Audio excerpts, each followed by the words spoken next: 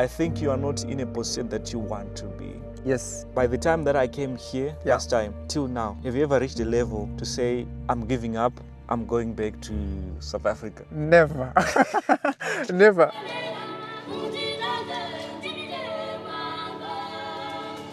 This is Mr. Sunday. He's now staying in the rural areas of Zimbabwe. After spending so many years in South Africa, he decided enough is enough and came back home. So how's everything now here in the rural areas? I love it because I've got a community that supports me. I visited Mr. Sunday last year, and today I visited him again to see how everything is going. I think that we are our own limitations. Rural life is a pleasant and peaceful life, and if one is to make a decision of going there, they have to make sure they are financially stable, because simple basic things as mode of transport from point A to point B is hard to find. It may take days to find transport, but for Mr. Sunday, those challenges are not stopping him. You dug up your own well? I dug up my own well. I didn't have the funds to This get a one bore. you did? Yes, right. How many meters? 10 meters. You did 10 meters on 10 your own? meters, yes. Digging?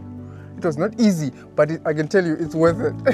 So instead of crying and saying, there is no money, what am I going to do? And I thought to put action into what I believe. And, in Shona they say, Sangor no power neta. God blesses those who ask. I don't have a lot of money. I don't have money. So guys, as you can see behind me, that's a beautiful house. The reason why I'm saying it's a beautiful house is because it's in the rural areas. This house belongs to Mr. Sunday. 6 months ago, I interviewed Mr. Sunday, and today I came back to check the progress. How is he managing? Is everything doing well, going well for him? Is he going to change his mind and go back to South Africa? So we are going to find out more in this video as I'm going to interview him. But last time when I came, it was just this house and it was not finished yet. But today, he has made progress. He's staying in this house and he's doing some projects at this place. His place is a 5-hectare land, and he decided to come back from South Africa. He left his family there. He married a South African woman. As of now, she's staying in South Africa. But he's preparing the place so that the place can be conducive for his family that is in South Africa right now. And although there are struggles from here and there, Mr. Sunday is saying, I'm not going to give up, even if it's going to take me years and years to build up this place. At the end of the day, when I do a part 2 of a place or someone who's coming back from the diaspora, people expect a mansion, a beautiful house, a lot of pigs and cows. But no, Mr. Sunday doesn't have all that. He is managing bit by bit. So this is to inspire someone, because when Mr. Sunday came here, he did not come with a lot of money. He just came back with what he has, and he managed to start here. Life is different. Mr. Sunday. Yes. Last time we met, Yeah. we talked about your experience in South Africa, and for me, when I was hearing that story, it was not pleasant to hear. Yeah. The mistreatment that Africans face in South Africa, mistreatment from foreigners from outside of Africa, those who own restaurants and businesses in South Africa. I recently interviewed someone who was staying in South Africa for more than 4 years, and he spoke about the mistreatment he faced from this restaurant owner from Italy. Do you think that we are still colonized as Africans, because these business owners, they're coming here and they are oppressing people because they have no alternative? They don't have a plan B. Yeah. People are mistreated and they just take it in because they don't know where to go next. Do you think that we are still colonized as Africans? Yeah, I think that there is a thing that I call that mental slavery. A lot of us Africans, we feel like we are not worthy. We feel like we don't have value. We feel like we are inferior. But you know what? One thing I always think about is that, just think of it. when we came into this world, you know, God was not putting a stamp and saying, not worthy, not worthy, worthy, not worthy. Everybody is worthy. It doesn't matter who you are. It doesn't matter where you're from, your circumstances. I'm talking to you Africans out there. You are worthy. You can do wonders. You can do great things. And sometimes I know that there is some bad apples, you know. You know, there's good people and bad people in every country. True. You know, in every True. country. And I would say, you know, sometimes, you know, we go through these hardships. It's almost like something that it's like an element that helps us to think. You know, it puts you in that position to say, I'm going through this hell. Okay, what can I do? You know, so you have to start thinking and say, look, I think I better focus on my dreams. You know, if you're a musician, go into music. If you love farming, go into farming. If you love engineering, you know, with that diploma's degree that you have, start something, get something in the wild there, put it together. I mean, we've got so much that we can do. We can heal the country, we can heal the world. So let's become positive and look for ways to make things better instead of blaming, because blame will never get us anywhere. You know, look at the person in the mirror and move forward. Positive thoughts. I know that the economic state of Zimbabwe or Africa at large is not really in a good place. Do you think that there are business opportunities that we can take advantage of and really do well? Do you know what? When everything is well, Yeah. that means there's not much progress that's going to happen. So I came back to Zim where people are trying to run away from, because there's opportunities here. You know, where there is a problem, Yes. there's an opportunity. I always say that behind every challenge is a blessing. So we have to start looking for the blessing. So, for example, I mean, this piece of land here, I can grow cauliflower, sell it, and make money. You know, but sometimes we don't expose ourselves to learning. So we have to become a people. Look for the things that you love. Don't just go to something in the year that, oh, there's money in mining. You don't even have a love for mining. You don't want to be underground there. Do what you love to do, and then you get paid. It's almost like you're getting paid for doing nothing because you enjoy what you're doing. So do what you love. Here, you're back on camera and you're exposing what you have after 6 months. Yeah. Are you not scared of people laughing at you on social media and saying, look, he's now suffering, he's back in Zimbabwe, he's suffering even more? No, I'm not scared because I'm productive. I can see where I'm going, you know, and I can see where I'm going to be in 5 years from now, 10 years from now. I want to produce so many rabbits, you know, with just like 300 rabbit mothers, for example. If you can have 300 rabbit mothers, they can give an average of about 8 kittens. So that's 2,400. After 3 months of raising 2,400 kittens, you can sell them for $10. I think there's a gentleman from Belvedere, Rabbit Hole. You know, you supply him that. Yes, You supply him. yeah. That's $24,000. $24,000 you can With make it rabbits. with just rabbits. You're getting the urine, which is a pesticide and a fertilizer, and you're getting the manure. So you're winning. You can get the food there in Bari. There's lots of cabbages and things that you can get for free, and you just come and feed them. You make the soil better. You grow. So these are the opportunities I see. Maybe other people don't see it, but I see it like that. They do. I feel like even people who are watching, even those who live here in Zimbabwe, they see these opportunities, but they are just scared to take that bold step. Fear. Yeah, exactly. We have so much fear here in Africa. One thing that I've noticed is that our ideas as Africans are more theoretical rather than practical. We look at each other. If someone says, oh, I have this idea, we laugh at them. And then they go back to their little shell and they say, oh, I'm not going to do this because people laugh at me. We live for people. Yes. Me, when people laugh at me, I see that as motivation. I know that I'm on the right path. I'm like, all right, let me multiply this thing. I pray for better days for Africa. And I hope that things get better for everyone. Certainly. And from your own perspective, do you think that Africa in general is going to reach a level where we say Africa is the breadbasket of the whole world? Because we have the conducive environment. We do, for farming. especially in Zim. Yeah. Especially in Zim. Yes, Africa he has the potential, you know.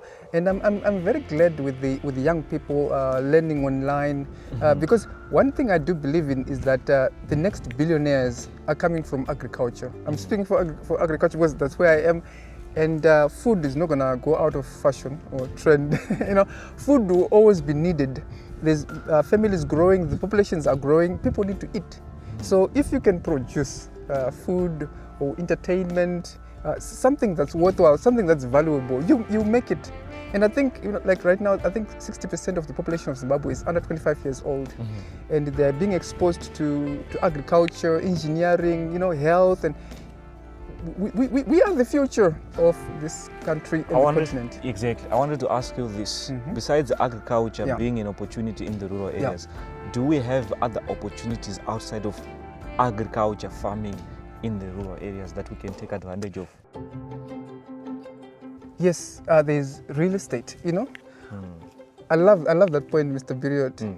You know, I say that buy real estate. Real estate is pretty much just land, right? Buy real estate and wait. It's better to buy real estate and wait, but don't wait to buy real estate, because the value of the land is increasing every year, you know. So if you've got a land, like say in the year around here, I could start, you know, like a little place where tourists could come, you know. Rural like, tourism. Yeah, rural tourism. You know, people want to come and see. You know, one thing I can tell you, Mr. Biriot, like I'd not eaten some of these wild fruits like matamba. Yes. You know, and my children don't even know what these things look like. So some people out there in the European countries, they want to come and see. You eat mufushwa, you know, these dried vegetables. Imagine you're saving that. You know, so you could start a restaurant here, and where tourists are coming and they're sleeping over here, and you know, you can drive them around Zimbabwe, Victoria Falls, if you are that kind of person. So it's not agriculture, but it's part of showcasing our beautiful country. Yeah, here we've got, this is some rape. This is for me to eat. Oh. And some cauliflower. And by the way, I started growing these things when I didn't even have water. I was using that rainwater. Rainwater. You're using rainwater? From my one bedroom roof there. I made that, you know, like I told you, I made some gutters. And then I started catching water, and I started my nursery. And then I started from there. So what you see here came from the rainwater. Everything else, like right now, I'm irrigating from the water that I dug there, from the 10-meter mugodi well.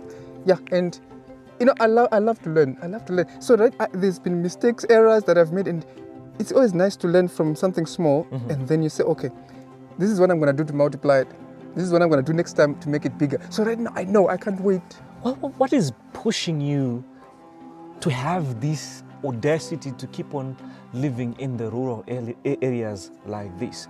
You don't have the resources, but you're still here. What is it that is pushing you to have the audacity to keep pushing? I have the passion, and I'm just enthusiastic. You know, if you love something, if you love something, you can do it for hours, you know. You can do it for hours. Some people, they like to make music, for example. Yeah. And you find them on that Fruit Loop, going into the night, making music without anyone pushing them, because they have got a passion for something. If you want to become successful, go for something that you love, something that you're super passionate about. So I wake up feeling like, woo! You know, today, you know, let me tackle this and tackle that. I always have a plan. You know, before I go to sleep, I write 6 things.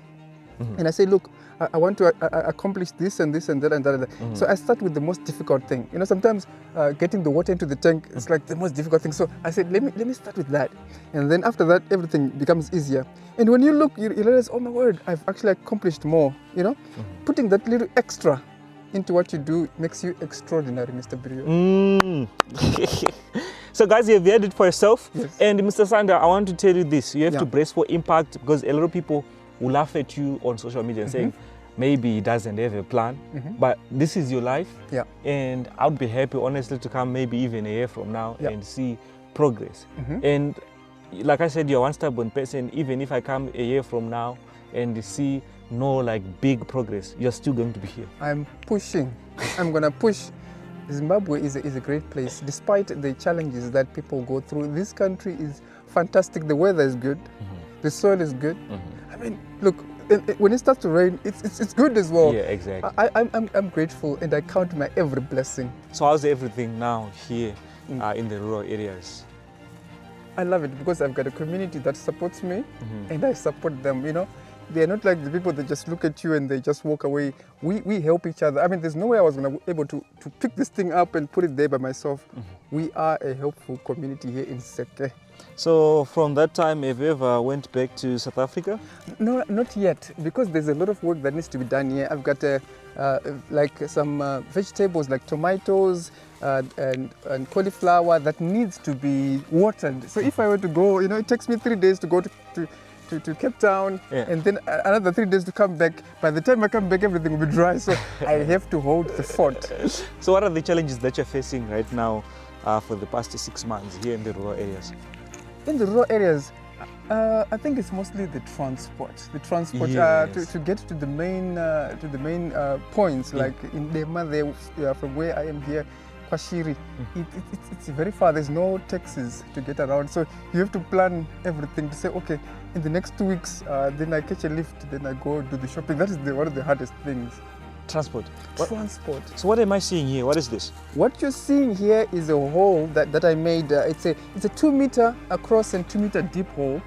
This is where I create what is called biochar. So biochar helps to regenerate the soil. Oh. Yes. So it's organic, and I love organic. I want to make sure that Zimbabweans eat healthy foods.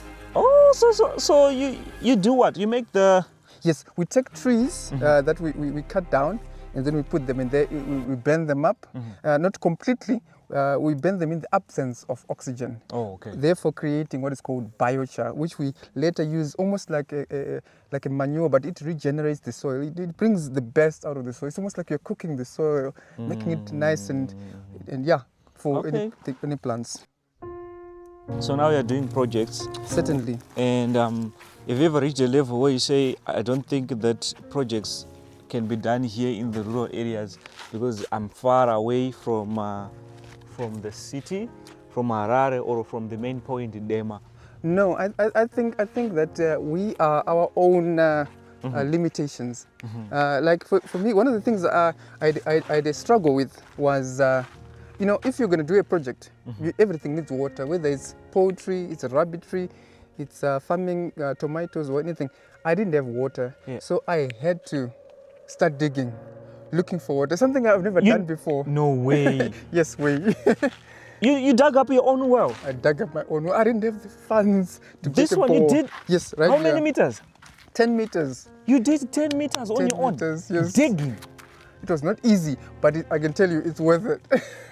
So instead of crying and saying, there's no money, what am I going to do? And I thought to put action into what I believe. And, in Shona they say, Sangor no power neta. God blesses those who ask. I asked, I said, God, I need water. And he said, are you willing to dig? And I said, yes. And he says, dig it, my son. And then we've got water there. 10 meters? 10 meters. Rocks along the way, so it took me over a month and a half digging. Sometimes you feel like maybe it's not there, but if you keep going, if you've got faith in whatever you're doing, you will make it. So now you have water? I've got water, and there are people around here who don't even have water.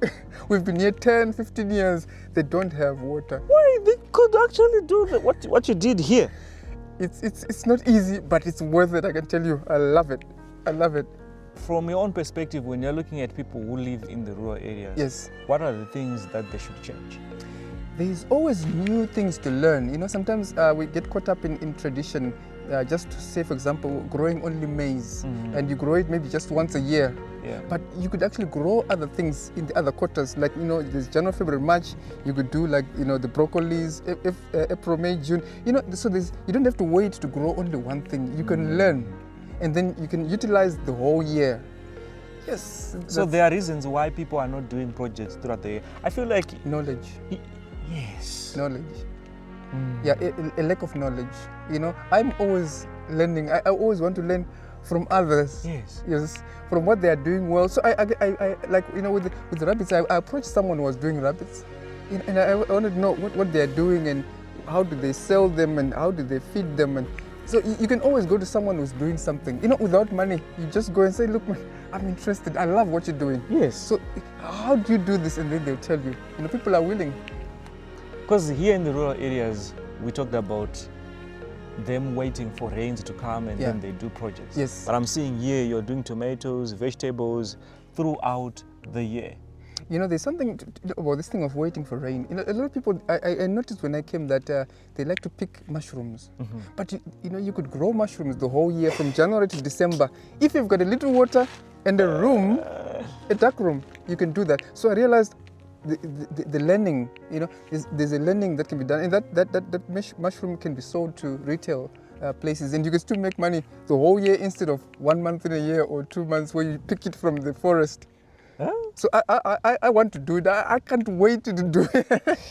I can't wait to do it. A lot of people did relate to your story Yes. of coming back from South Africa. Yes. Saying that South Africa is not really a conducive environment for some of the people who come there looking for greener pastures.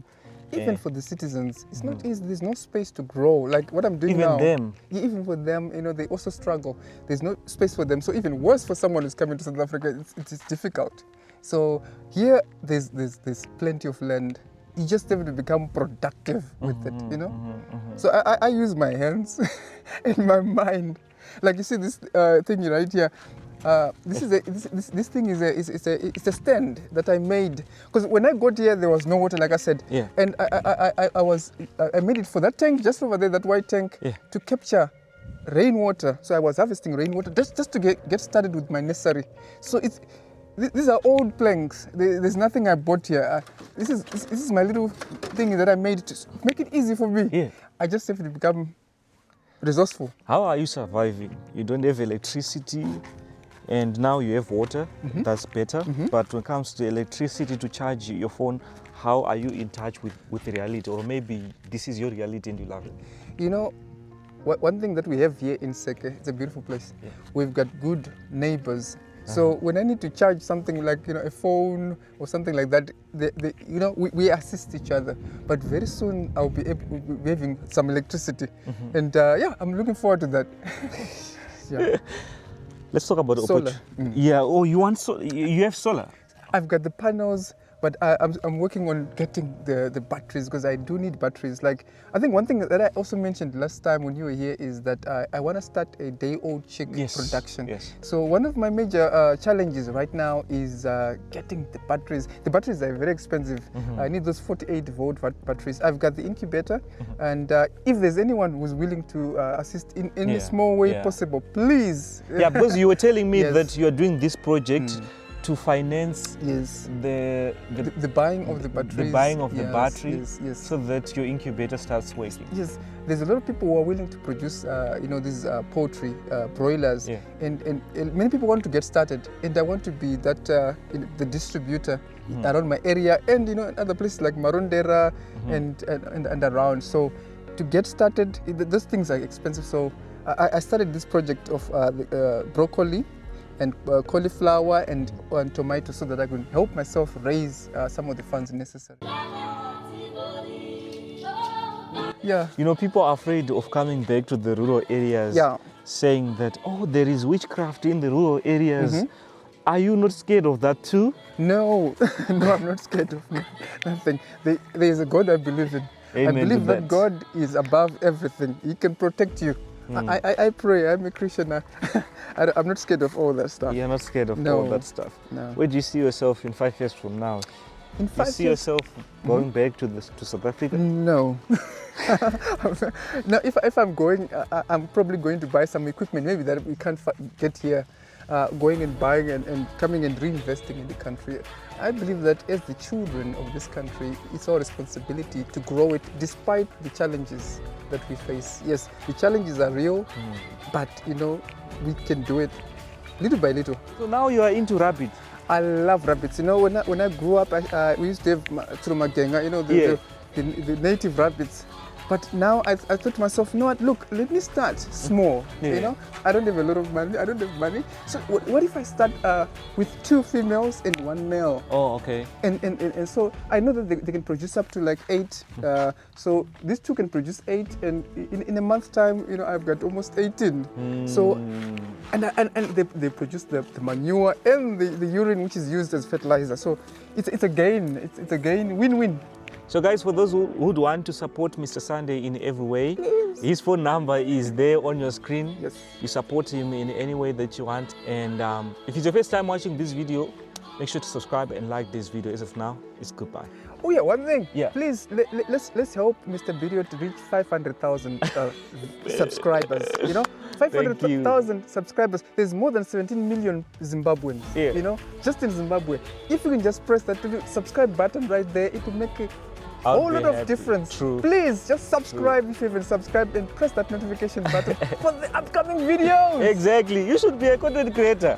Yes, very soon I'll be having a Mr. Sunday channel, just Mr. Sunday, where I'll showcase what I'm doing here, the things that I do, and so in a couple of weeks from now, yeah, definitely I'll be on there.